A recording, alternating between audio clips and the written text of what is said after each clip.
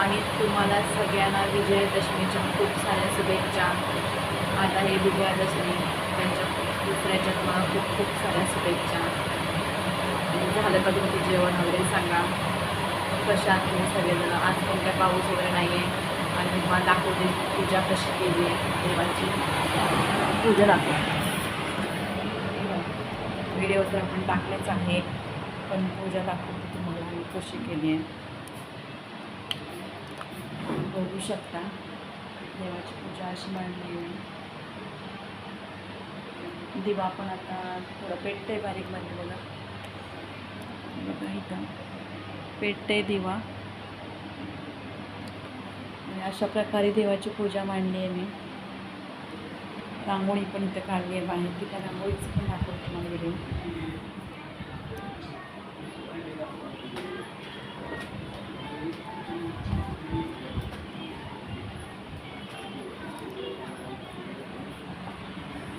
तर नक्कीच सांगा कमेंट्समध्ये कशी वाटली रांगोळी.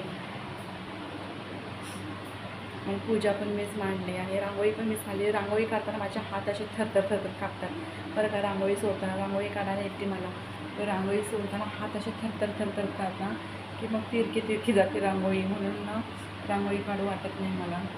पण देवाधर्माच्या सणासुदीच्या वेळेस रांगोळी काढावीच लागते. आणि आज काय मी काय गोड काहीच केलं नाही. जायचं तर आईकडे, भावाची वाट बघत बसले. स्वयंपाक केला सगळा, मुलं जेवण करून झोपली पण मुलं.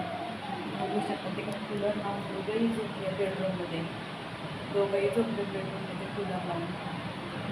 आणि मी पण थोडा वेळ झोपणार होते, पण समोर जायचं आज क्लासला. 4 वाजता काहीतरी क्लास जायचं आहे. जेवण करून भांडी वगैरे असं झाली मला. जेवण केलं, भांडी वगैरे झाली. भाजी केली होती आपली शिमला मिरचीची भाजी केली होती. थोडंसं वरण राहिले शिल्लक. भाऊ काय आलाच नाही, येणार होता घ्यायला, तो गेला मंदिरात, त्यामुळे नसेल आला. आणि परत जा आणि ये होते. आता मी गेले तरी परत एक रात्र राहणार आणि सकाळी परत यावं लागणार आहे मला. सकाळी परत संभवची शाळा आहे, त्यामुळे मला यावंच लागणार. म्हणून म्हटलं जाऊ दे, मी पण लय कंटाळा केला, यायचं जायचं लय अवघड होते.